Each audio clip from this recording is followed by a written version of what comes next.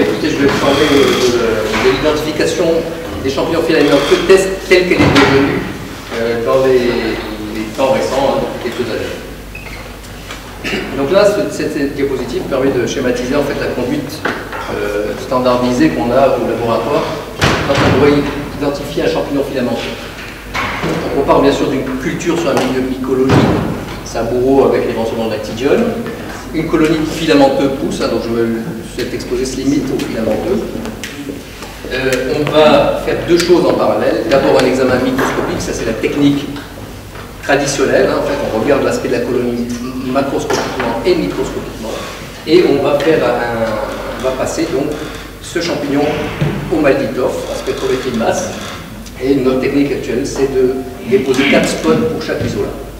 Ensuite, soit on a 3 résultats qui concordent, c'est-à-dire qui donnent la même identification avec un score d'au moins 1,9, et dans ce cas-là, on considère que l'identification est valable si ça correspond à la microscopie, et donc on a notre identification de champignon.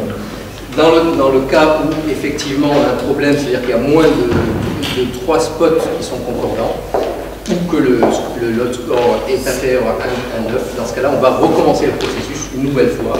Et après, soit on arrive à un résultat interprétable sur nos critères, soit on va procéder à une identification par séquençage. Et là, on utilise 2 cibles moléculaires dans l'ARN ribosomal, qui sont soit la région ITS, soit la région variable D1D2 du gène 28S.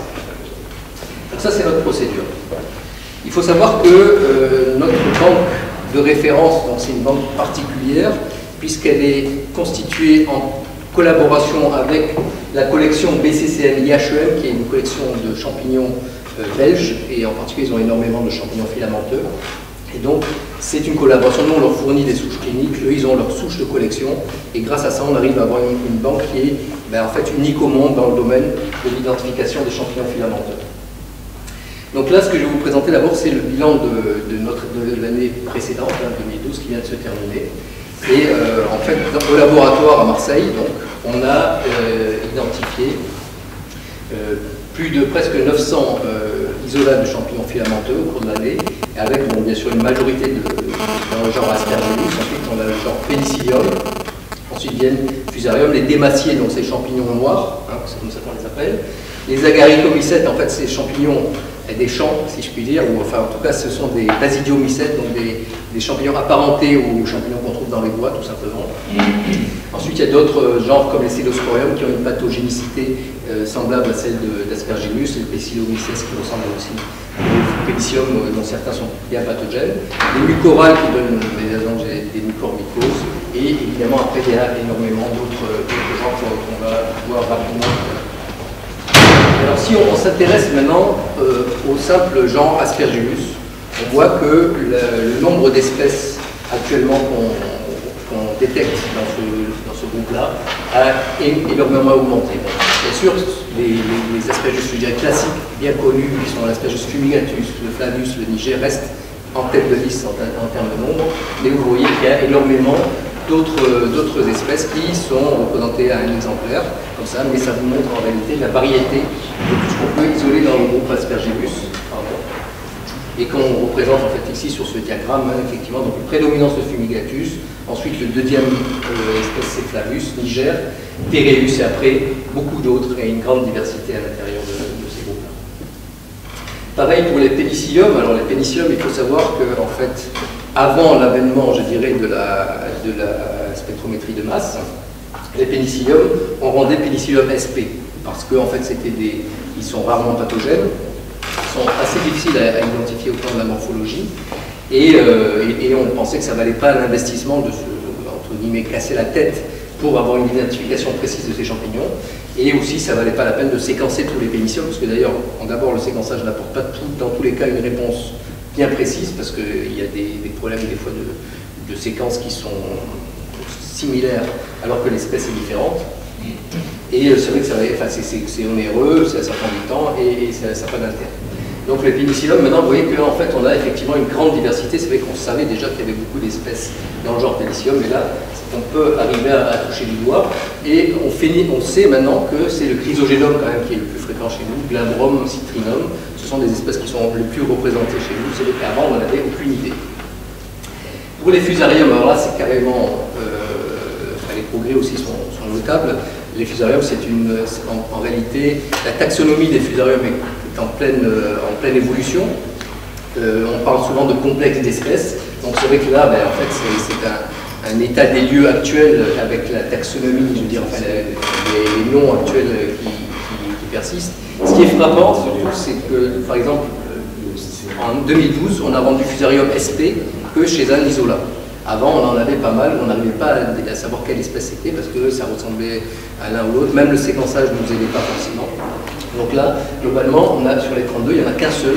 On n'a pas pu dire que c'était autre chose qu'un fusarium, c'est sans savoir l'espèce. Pour les champignons noirs, là aussi, il était inconcevable, je dirais, de les identifier. Enfin, en tout cas, quand je dis inconcevable, bien sûr, je parle du laboratoire en clinique, à la microbiologie clinique, parce qu'il y a toujours des spécialistes de tel genre, etc., qui étaient capables de le faire. Mais pour nous, ce n'était pas possible d'investir un temps important et une connaissance aussi pour arriver à une identification fiable par la morphologie seule. Et depuis qu'on a la spectrométrie de masse, effectivement, on voit qu'on arrive à une précision d'identification qui est vraiment n'a rien à voir avec ce qu'on a. Et ça, c'est bon, beaucoup d'autres, je passe un petit peu parce que bon, les noms sont un peu ésotériques. Même pour moi qui suis spécialiste, je reconnais que des fois, il y en a, je ne me souviens plus exactement dans quel groupe ils sont parce que c'est pas évident, on ne les voit pas souvent et c'est pas évident à repérer. Alors là, c'est justement pour essayer de vous illustrer comment en fait notre diagnostic, notre identification mycologique a évolué ces dernières années. Parce que en réalité, donc là je vous présente tout simplement le nombre de taxons, c'est-à-dire le nombre de variétés d'identification qu'on pouvait donner dans le groupe des filamenteux, bien sûr, uniquement. Vous voyez qu'en 2009, au total, on avait tout simplement 42 taxons. C'est-à-dire que par exemple, Penicillium sp, c'est un taxon, Aspergillus, il y en avait quelques-uns qu'on ramenait. Et vous voyez qu'en 2012, maintenant, on en est déjà à 121. Alors bien sûr que ça va augmenter encore un peu au fil du temps, mais et encore, c'est que ça veut dire que globalement, on peut en avoir plus, parce qu'ils ne sont pas tous sortis, évidemment, en 2012 éventuellement. Donc vous voyez que la progression en termes de variété de champignons qu'on peut identifier, c'est quand même assez frappant. Et quand on regarde, alors par exemple, si on peut regarder les dermatophytes qui sont en vert, les dermatophytes sont des pathogènes qui sont assez bien connus, ça peut la taxe. Je veux dire, il n'y a pas grand-chose, on les identifiait à peu près correctement déjà avant. On voit que c'est à peu près stable, le nombre de dermatophytes qu'on a trouvé au cours des années. En revanche, quand on regarde les fusariums, vous voyez qu'on n'avait qu'un seul, en réalité on avait un seul taxon en 2009, et là on est arrivé jusqu'à 10 taxons en 2012. Pour les pénicilliums, il y en avait deux, alors en fait c'était Penicillium sp plus peut-être un, on s'était mouillé parce qu'on s'est dit, bon, lui c'est peut-être un chrysogénome. Eh bien, en fait, on arrive maintenant à 26 variétés, par exemple, en 2012. Et les Aspergillus, on en a détecté 11 en 2009. On arrive maintenant à 29, donc vous voyez qu'il y a vraiment une progression. Et effectivement, on sait que pour les Aspergillus, les Penicillium, tout ça, il y a des complexes d'espèces, en fait, qui sont morphologiquement identiques et qu'on arrive uniquement à détecter, en fait, qui ont été différenciés d'abord par la biologie moléculaire. Et on s'aperçoit maintenant que le Malditoff a exactement la même précision que la biologie moléculaire pour différencier ces sous-espèces. Là, c'est juste une diapo pour dire qu'on continue bien sûr à faire du séquençage, notamment parce que notre banque est en cours d'évaluation, donc on fait toujours beaucoup d'identifications pour valider en fait les identifications. Et là, ça inclut aussi des levures, hein. Là, je n'ai pas voulu éliminer les levures. Tout aussi simplement pour vous montrer que même notre identification moléculaire a énormément progressé, parce que vous voyez qu'en 2010, on avait 64% de réussite seulement, alors qu'on arrive à 95, même un peu plus de 95% de réussite, sachant que le séquençage des champignons, c'est pas évident, évidemment. Voilà, alors qu'est-ce que ça nous amène, en fait, tous ces progrès technologiques et techniques, en fait, ces progrès dans l'identification? Eh bien, par exemple, quand je vais prendre deux, trois exemples, hein, en fait, tout simplement. Par exemple, l'Aspergillus tubergensis, ça c'était un exemple typique, représentatif d'un champignon qu'on identifiait avant comme un Aspergillus niger. Parce que quand on le regarde morphologiquement, on n'arrive pas à le distinguer. Enfin, il y a des fois des signes, mais qui sont inconstants. Donc, il est en pratique on le différencie très difficilement d'Aspergillus niger. Et c'est sûr que, par exemple, en 2009, on rendait ça comme un Aspergillus niger, on ne se posait pas de questions. Et là, on s'est rendu compte, par exemple, d'un caractère épidémique de ce champignon qu'on est capable d'identifier en routine donc depuis 2011. Mais il se trouve que, vous voyez, en 2011, en réalité, on en a trouvé un seul dans toute notre activité. Et vous voyez qu'il y a un cluster de cas en 2012 qui prédomine en fin d'année. Et alors que les souches sont d'origine diverse. Il y a aussi une souche du Mali, bon ça c'est particulier, je l'ai mise quand même. Mais vous voyez qu'il y a des souches qui nous ont été adressées par des cliniques, etc. Donc c'est pas un problème de contamination de laboratoire ou quoi, parce qu'on aurait pu suspecter ça. Non, c'est qu'il y a vraiment un phénomène saisonnier ou épidémique en tout cas de cette espèce qui arrive maintenant et depuis quelque temps on en a pu réidentifier.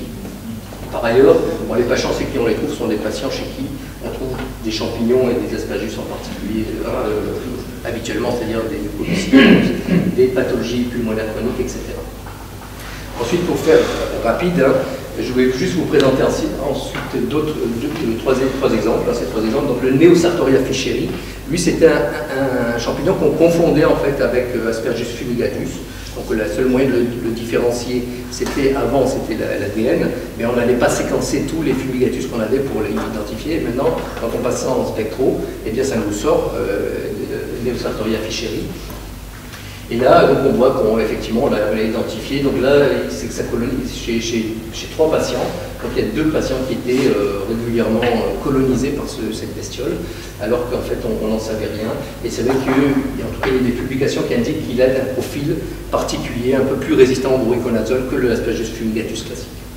Donc c'est un intérêt éventuellement de connaître ça. L'Aspergillus alarabadi, ça aussi c'est une espèce qui a été récemment décrite, qui est dans le groupe Tereus. Et que là, bon, on l'a trouvé uniquement chez un patient à 3 reprises différentes, un petit qui n'avait pas d'aspergillose a priori, donc un patient de réanimation pédiatrique, un jeune, 10 ans, qui a eu un accident de la voie publique, bref. Mais bon, on a pu déterminer qu'il était capable de coloniser un patient sous ventilation mécanique. Et puis sinon, il y a l'Aspergillus sidowi qui était difficile à distinguer de l'Aspergillus versicolor, parfois même de fumigatus, des fois il y a eu des erreurs d'identification. Et là, on voit que c'est un agent qui est visiblement impliqué dans des otites externes, alors que ce n'était pas tellement connu. Donc, puisqu'on a même un patient chez qui on a eu un examen direct positif. Et sinon, bon, on le trouve aussi dans des expectorations. Là, il y a rien de. Enfin, c'est pas très étonnant. Mais voilà, donc c'est pour vous dire que, effectivement, la meilleure connaissance de ces espèces permettra de mieux connaître la pathologie et les différentes formes en fait, cliniques qui sont peut-être liées et associées à ces espèces. Le sidowi des infections osseuses, alors c'était des contaminations ou pas des contaminations? A priori, c'était effectivement cette période.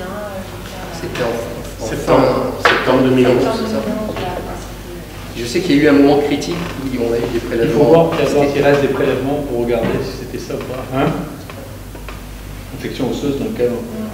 Il y a une culture de sidowi là, qui est sortie. Nous, j'imagine qu'on fait CU sur tous les trucs, sur les sortir. Pour regarder s'il existe des prélèvements. Il faut voir il faut le confirmer si possible par une autre méthode dans cette période-là.